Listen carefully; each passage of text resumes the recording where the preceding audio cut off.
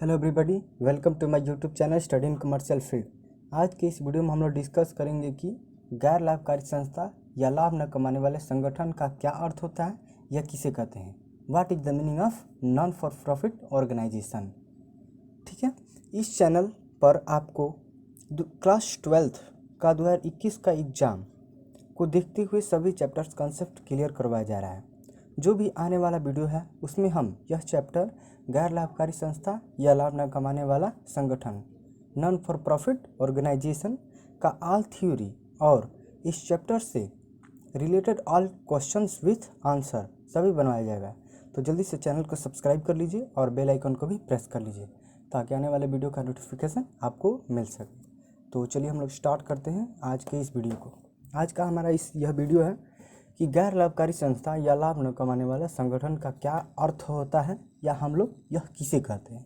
What is the meaning of non for profit organisation. आपको यहाँ पर स्पष्ट हो गया होगा कि गैर लाभकारी संस्था, गैर लाभकारी मतलब जिससे हमें लाभ न हो, लाभ न प्राप्त हो। ठीक है, तो चलिए हम लोग इसे विस्तार समझते हैं स्पष्ट से। ऐसी संस्थाएं या वह संस्था जिनका स्थापना लाभ कमाने के उद्देश्य से नहीं, जैसा कि हमने आपको ऊपर बताया कि गैर व्यापारिक संस्था उसका यहाँ पर स्पष्ट हो जाता है कि उसका उद्देश्य लाभ कमाना नहीं होता है और अपने सदस्यों और समाज को कोई निश्चित सेवा प्रदान करने के लिए की जाती है। यह जो है वह अपने सदस्यों को एक निश्चित सेवा प्रदान करने के लिए इसमें काम किया जाता है। गैर लाभकारी संस्था या लाभ न कमाने वाले संगठन कहे जाते हैं वह संस्था या ऐसी संस्था जिनका उद्देश्य लाभ कमाने का उद्देश्य नहीं, बिल्कुल नहीं होता है, वह अपने सदस्यों और समाज को एक निश्चित सेवा प्रदान करते हैं, उसे हम गैर लाभकारी संस्था या लाभ न कमाने वाले संगठन कहे जाते हैं। ठीक है, चलिए। सच ऑर्गेनाइजेशन या organisation which are not established for the purpose for making profit but to provide certain service to their members and society are called non-profit organization। ठीक है, देखिए ये हमारा क्वेश्चन क्या था कि गैर लाभकारी संस्था या लाभ न कमाने वाला संगठन क्या अर्थ होता है। जो हमारा यह चैप्टर है क्लास 12th में, यह हमारा चैप्टर कितने मार्क्स का है तो 10th मार्क का है। 10 मार्क्स का है या 10 मार्क्स का है।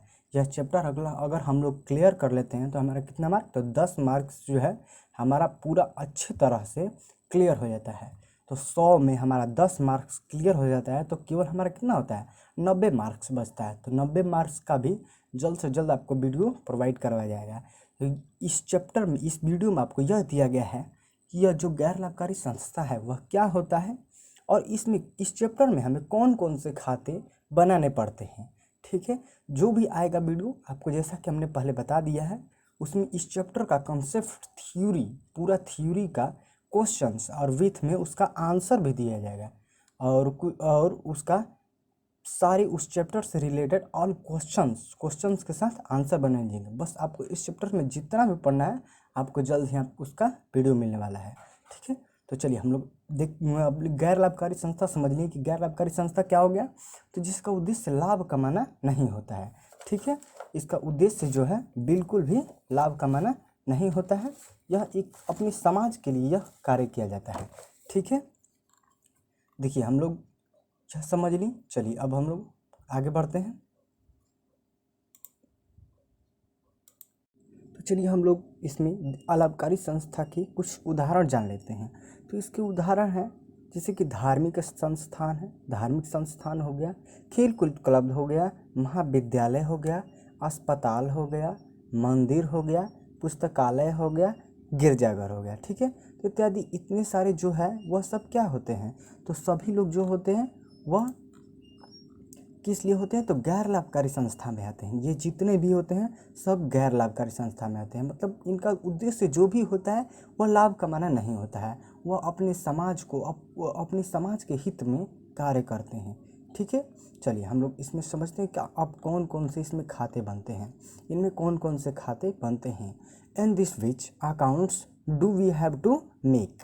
इसमें गैर लाभकारी संस्था में कौन कौन से खाते बनते हैं चलिए हम लोग देखते हैं। सबसे फर्स्ट नंबर पर है। मतलब इस चैप्टर में आप जब भी क्वेश्चंस बनाएंगे तो इसमें आपको फर्स्ट नंबर पर जो भी क्वेश्चंस बनाने के लिए आएंगे वह क्या आएगा, तो फर्स्ट से आगे चलने पर धीरे धीरे आपको सबसे पहले यही क्वेश्चंस बनाने के लिए मिलेंगे। रिसिप्ट एंड पेमेंट अकाउंट, प्राप्ति एवं भुगतान खाता आपको इस चैप्टर्स में बनाना पड़ता है। ठीक है, इसमें 3 या 4 खाते बनते हैं। आपको सबसे पहले आप चैप्टर जो भी पढ़ेंगे उसको धीरे धीरे आपको आगे बढ़ते जाएंगे, तो आपको जब शुरू में आप आएंगे तो इसमें कौन सा खाता बनेगा, तो रिसिप्ट एंड पेमेंट अकाउंट, प्राप्ति एवं भुगतान खाता। ठीक है, चलिए दूसरा देखते हैं कौन सा खाता बनेगा। दूसरा हमारा जो भी अकाउंट बनेगा वो है इनकम एंड एक्सपेंडिचर अकाउंट, आय एवं व्यय खाता। ठीक है, रिसिप्ट एंड पेमेंट अकाउंट हमें फर्स्ट नंबर पर बना, मतलब जैसे ही हम लोग चैप्टर अपना चालू करेंगे बनाना तो कौन सा हमारा खाता बनेगा, receipt and payment account. Second number पर कौन सा हमारा खाता बनेगा, तो इनकम एंड एक्सपेंडिचर अकाउंट हमारा खाता बनेगा। अब चलिए थर्ड नंबर पर देखते हैं। थर्ड नंबर पर जो भी हमारा खाता बनेगा वह बैलेंस शीट यानी आर्थिक चिट्ठा बनेगा। आपको पहले क्या होगा कि आपको पहले आएगा कि रिसिप्ट एंड पेमेंट अकाउंट बनाए। ठीक है, तो आपको पहले रिसिप्ट एंड पेमेंट अकाउंट बना लेना है। फिर आगे चलने के बाद आपको आएगा कि इनकम एंड एक्सपेंडिचर अकाउंट आप बनाएं। आपको आएगा कि इनकम एंड एक्सपेंडिचर अकाउंट बनाए, तो आप वहाँ पर क्या करेंगे, इनकम एंड एक्सपेंडिचर अकाउंट बनाएंगे। फिर आगे जाएंगे तो आपको कहेगा कि बैलेंस शीट बनाए। बैलेंस शीट यानी क्या होगा, आर्थिक चिट्ठा बनाए। और फर्स्ट नंबर पर आपको शुरू में रिसिप्ट एंड पेमेंट अकाउंट बनाए, प्राप्ति एवं भुगतान खाता। ठीक है, आप जैसे ही आप ये तीनों यानी receipt and payment account, income and expenditure account और बैलेंस शीट आपको बन जाते हैं, तो इसके बाद आपको आगे चलने पर इस चैप्टर में आप जैसे ही आगे बढ़ेंगे तो आपको तीनों का तीनों एक साथ बनाना पड़ेगा। आपको शुरू में क्या होता है कि आप एक एक बनाते हैं। जैसे पहले में बनाए कि रिसिप्ट एंड पेमेंट अकाउंट क्या होता है, फिर बनाए इनकम एंड एक्सपेंडिचर अकाउंट कैसे बनाया जाता है, वो हम लोग सीखेंगे। फिर उसके बाद थर्ड नंबर पर बनता है बैलेंस शीट।